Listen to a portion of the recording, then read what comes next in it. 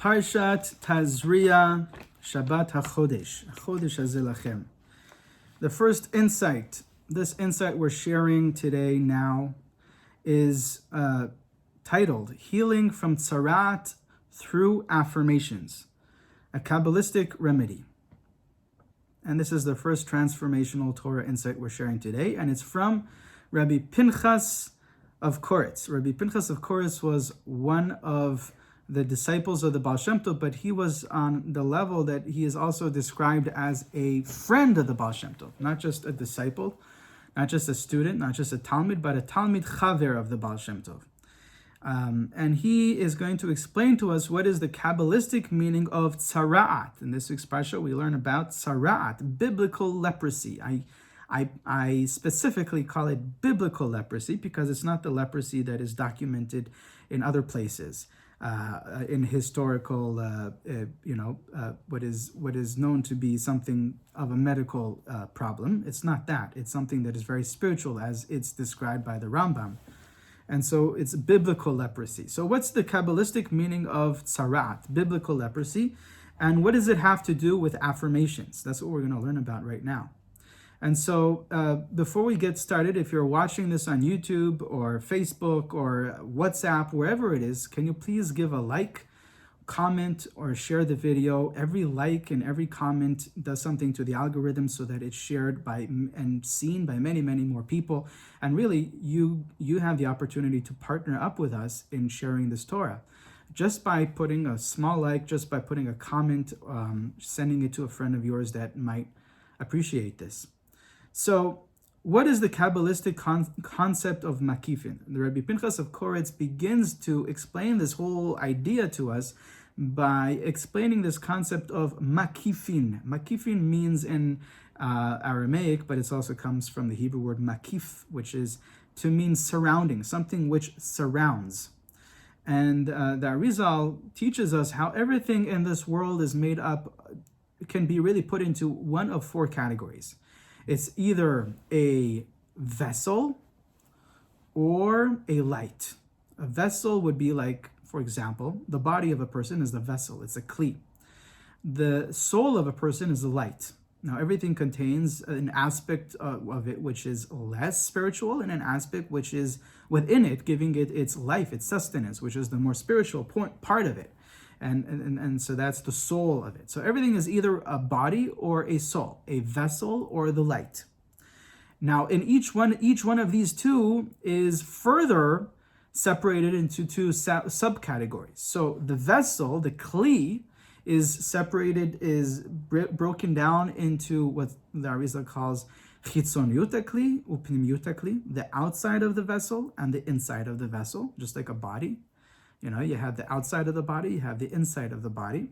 And when you look at the light, or the soul of something, you have the or pnimi, the light which is contained within the vessel, and the or makif, the light which surrounds the vessel. Anyways, this is just a very important idea to know from the Arizal, an important concept, and I think that you will all begin to find places and situations where you will recognize how, wow, that really is true. Everything is either one of these four. But what is mainly connected to our point and what we're speaking about today is to understand the idea of makifin, that which surrounds. Because everything is either something that's on the inside or something that is surrounding on the outside. So the Rebbe Pinchas of Koretz explains to us that we'll see the different points that are in a person's experience which surround the person and how they are related. But before we get into that, I just wanted to share an interesting story that happened to me many, many years ago when I was a teenager.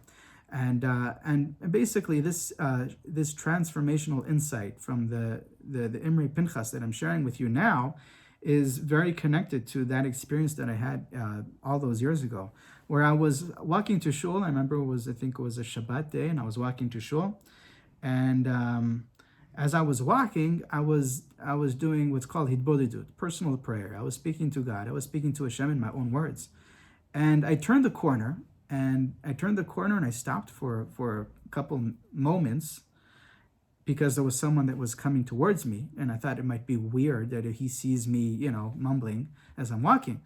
And this guy, he didn't appear to be Jewish, he didn't appear to be religious or anything like that. He looked at me and he said, "Your words are surrounding you. Your words are surrounding you." So I don't know if he was tripping on some drugs or something like that. I don't know what it was, but whatever it was very interesting to me, because I wasn't speaking words at that moment, right? I had stopped as I turned the corner. And yet, somehow he saw my words that were surrounding me. Okay, so keep that in mind as I share with you this insight from Rebbe Pinchas of Koretz. So Rebbe Pinchas of Koretz explains to us that there are several different items, different parts of our experience, which are considered makifin. They are considered to be surrounding us. Okay, one of them is the skin of a person. The skin of a person surrounds the whole body.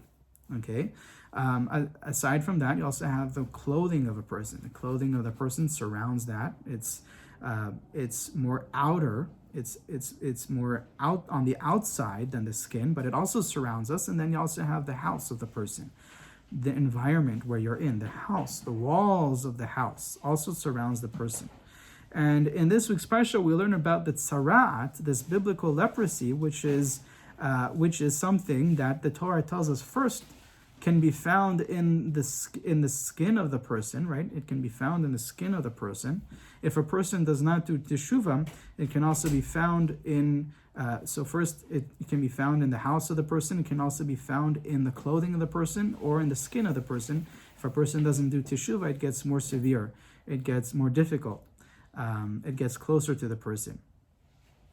So Rabbi Pinchas of Koretz wants to point out the correlation between the skin of the person, the clothing of the person, and the house of the person. All these three, what do they have in common? They're all makifin. They're all surrounding the person. And he says that, as we know from the Gemara, as we know from the Midrash, from the Zohar, that this biblical leprosy is something that comes it's the consequence of when a person blemishes their power of speak, when a person has severely corrupted their power of speech, spoken negative words, spoken words of slander, of gossip, of negativity towards themselves and towards others. This is where Tzara'at comes from. This is where the biblical leprosy comes from. It's a consequence of that. And why is that, right? We might think to ourselves, well, what does one have to the other? And Rebbe Pinchas of Koretz wants to point out that the words of a person are also makifin. They're also in the same category as the skin, the clothing, and the house of the person. They're all surrounding the person, because he says that when a person speaks, the words that a person speaks surround the person. Okay, just like in the story that I shared. The words that a person speaks, it surrounds the person, and that energy now creates the reality for the person. It changes the environment that the person lives within. And it can be used in a negative way. A person can create an environment, a spiritual energy that surrounds the person, which is negative, which is harmful. Or a person can create this force field of love, of happiness, of joy, of success, of pleasantness, of peace, that will surround the person with blessings. Imagine that as you speak, the words that you speak throughout the day, those words, they don't just disappear, they surround your body with this energy field. It could be a positive, a good energy field, or it could be the opposite. But, says Rebbe Pinchas of Koretz, this is why the leprosy, the Tzara'at, is part of the consequences of talking negatively, because that's what it does. It affects what surrounds the person, and the skin and the clothing and the house of a person is also what surrounds the person, and therefore those words that are surrounding the person with either positive or negative, but here in the Tzara'at, in the case of the Tzara'at, the Metzora, it's negative. It goes and it finds a place in the clothing or in the skin or in the house, and it causes this machtash segiru. What's a machtash segiru? These are the Aramaic words that are used by Targum and by the Zohar, which are the translation of Negat Tzara'at. Okay, the exact source of this insight is in Imrei Pinchas of Rebbe Pinchas of Koretz, and the Zohar translates machtash segiru as Negat Tzara'at. What the Torah tells us, this leprosy is called machtash segiru. And segiru is the word that is the translation, the exact translation for Tzara'at. Segiru means closed off, a closing off of, which is really interesting, because what that means is that the Tzara'at, which we just spoke about, those negative words, those words of harm, of pain, of hurt, of judgment towards ourselves, or judgment, labels, diagnoses, and all that negativity towards ourselves or towards others, that are called a closing off, because what they do really is they close a person off from the blessings of Hashem. A person's words can surround them and be a block from the blessings of Hashem, or a person's words can surround them and can enhance and increase the experience of Hashem's light being manifested in their life. And so when it's in the negative, it's a segiru, it closes it off. And so what's really interesting is Rebbe Pinchas of Koretz teaches us that some people, when they are all alone in a deserted place at night, especially at night, if it's dark and it's spooky and it's scary and there's no one around for miles, some people, they have this urge to speak to themselves, or to make some noises with their mouth, right? And he says, what does that come from? He says the reason is because when a person is afraid, really what it is there's a need, or there's a want for safety, a want for security that is not being fulfilled. And so what's ingrained within the person naturally is this urge, this instinct to create a protective field in a time and in a place that a person needs it the most. And that's why people sometimes have the urge to speak when they are in the dark or in a deserted area where there's no one around, because they want to create this protective field through their words. As we said, the words come and surround the person and protect the person. So that's really interesting. Another point that he says based on this is that this is the reason why sick people tend to groan or cry out or moan in pain. So what's the benefit of that? The benefit of that is that this is also instinctively built within the person, that at that time the person is sick and the person is in a place of judgment energy, what's called dinim. They need to create this protective energy. And so that's why they make noises with their nose, with their mouth. They moan or they groan or whatever. And so that's really interesting. Another point here that he says is that if a person so happens to rip their clothing by accident, so we said that the clothing of a person is also one of the aspects that surround us. So it's considered a makif, a surrounding light.